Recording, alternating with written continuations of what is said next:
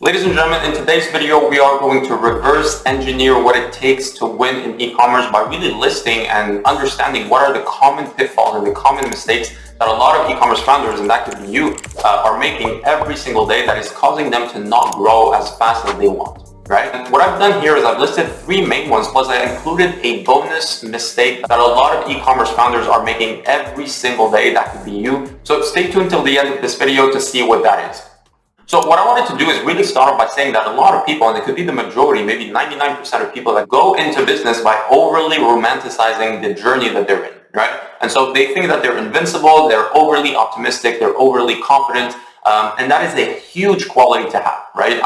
Don't get me wrong, it really is a huge quality to have. However, it can really be detrimental to your business in this aspect here, which is basically it leaves you with no analysis of your blind sides. Right? You're not biased towards analyzing your blind sides and understanding them. And it's basically borderline delusional, where you think that you just need to show up and things will eventually work out. Even if it can be true, you need to analyze things every single day to make sure that you're improving, right? So if you think that you're just going to show up every single day and things are going to magically happen, that's where the kind of the wake-up call is going to happen, right? And like I said, it can cause you to not fully understand where you are, to not properly analyze how you can improve, and that can delay or basically destroy your growth curve, right?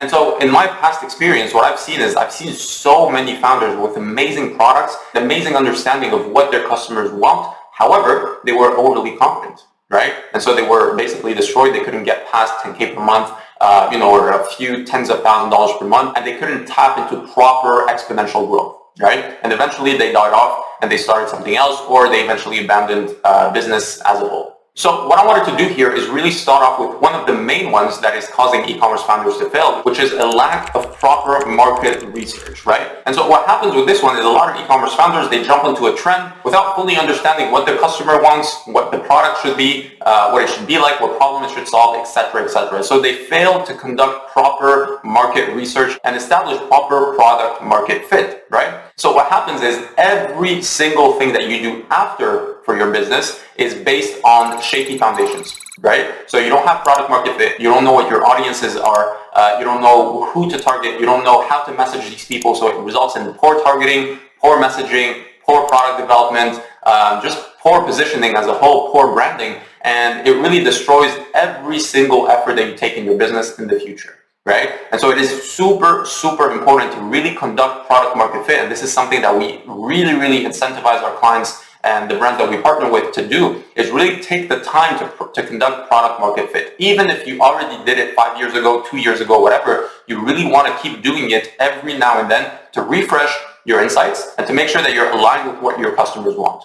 Okay? Number two is going to be poor user experience. You know, what I say to all of my clients, all the people that I talk to every single week, is that your customers will tolerate your high prices, but they will absolutely hate you for wasting their time, right? Because time ultimately is more precious than money. It is the only resource that is non-renewable in our world, and it is extremely precious, right? So if you're not helping your customers, if you're not assisting them to make a decision faster, right, you're basically shooting yourself in the foot, right? And what happens is this tarnishes the entire user experience from start to finish, because you've left such a bad experience or such a bad taste in your customer's mouth that they're not incentivized to give you another chance, right? And so what we really incentivize people to do is to really focus on building a good user experience, which is critical to the success of an e-commerce business, which is based online, right?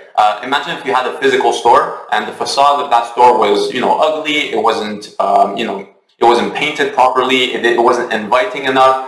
Maybe even customers had to go through 3 doors to get to the product. Maybe the shelves were not properly set up. Maybe the salespeople inside were not convincing enough. So all of these things that we understand in the real world, we want to really replicate them as much as we can on the e-commerce side. And so how does that translate to the online world? Well, if your website is slow, if the user experience is not good, if it is difficult to use, and if you're lacking proper information to educate your customers on how your product solves their intimate problems, then basically that leaves a bad taste in their mouth and they're not coming back, right? That tarnishes the brand, that tarnishes every single thing that you've built. And this is an extremely pivotal point to understand, because if you can do that, then whatever money you throw at ads, or you try to scale your email marketing efforts, or whatever marketing you try to do is going to work, granted you have proper product market fit and a great user experience. Okay.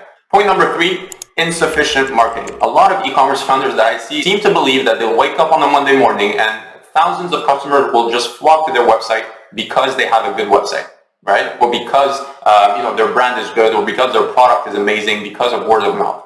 As much as this can be true, it is not enough to scale past your wildest dreams, right? There's a saying that says you need to do what is required, not do your best, right? A lot of people try and do their best, but sometimes what is required is more than your best, right? So you need to really overextend yourself and understand that sometimes to scale your business, it takes hardcore out of your comfort zone action, right? Which means that you need to be comfortable spending money. You need to be comfortable spreading your message to thousands, even hundreds of thousands of people every single day to bring people back to your store, right? You need to be aggressive. This is what we call aggressive patience, which is we are patient in understanding that, growth takes time, but we are aggressive in every single action that we take on the daily basis, okay? And so you need to understand that proper marketing is going to be the turbo that really cuts the growth curve in half, right? If you do it properly, if you have your product market fit, if you have a good user experience, then there is no reason you shouldn't be spending on ads. And I see so many e-commerce founders being a little bit too conservative when it comes to spending money on ads because they don't have a proper roadmap. But believe me, if you have a proper roadmap, if you know what you're doing on the ads side of things, if you know how the algorithms work, it is in your best interest to capitalize on these tools because they are amazing, right? And if they are used properly, they can change the face of your business and they can really change your life as a whole because you'll be tapping into growth that you never thought would be possible. Alright guys, so these are the tips that I really recommend you start following and you watch for when it comes to not falling into these traps, right? Because you really want to understand that having product market fit and doing good research is the fundamental kind of foundations to everything that you do after for your business, right? So we need to have that in place. Next thing we need to have in place is understand that our website is our store facade. It is the sales process that converts a stranger into a customer, right? So we need to make sure that it's fully optimized and optimized to the best of our capability. Next thing we want to make sure we have is we need to be comfortable spending money on ads when we have our fundamentals in place, right? And that is a key feature, e-commerce brand that scales so aggressively, they're not even competing with anyone, right? If you have these 3 in line, you will succeed.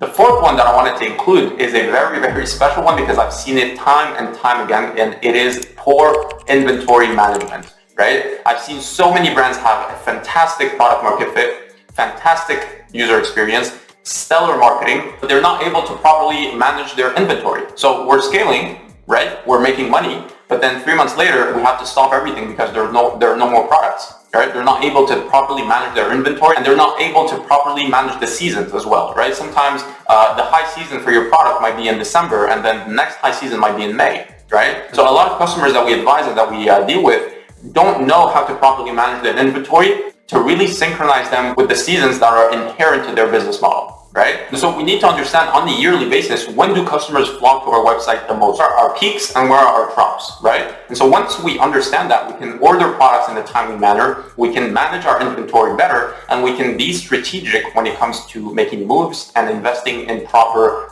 marketing when it makes sense, whilst downscaling, when it doesn't, right, for our brand. And we can prepare for the peaks in a timely manner and not being, in a rush when that happens, right? If you're always out of stock, then you won't have any customers, right? If you always have fulfillment problems, then you'll have unhappy customers, right? Both scenarios make it that you won't have any customers in a few years, right? And you'll be out of business. So you need to properly track your inventory and properly manage it, right? The brands that we've seen succeed the most have had the best inventory management skills, and it helps. It helps really a lot because that is just the cherry on the cake. It really is just completing the puzzle, and it enables you to really be in control of your business, not being controlled by it, right? So guys, hope you enjoyed these 4 tips. Hopefully you can start, watching for these mistakes and making sure that you're not falling into these traps. Hope this was useful, and I'll see you on the next one. As usual, take care.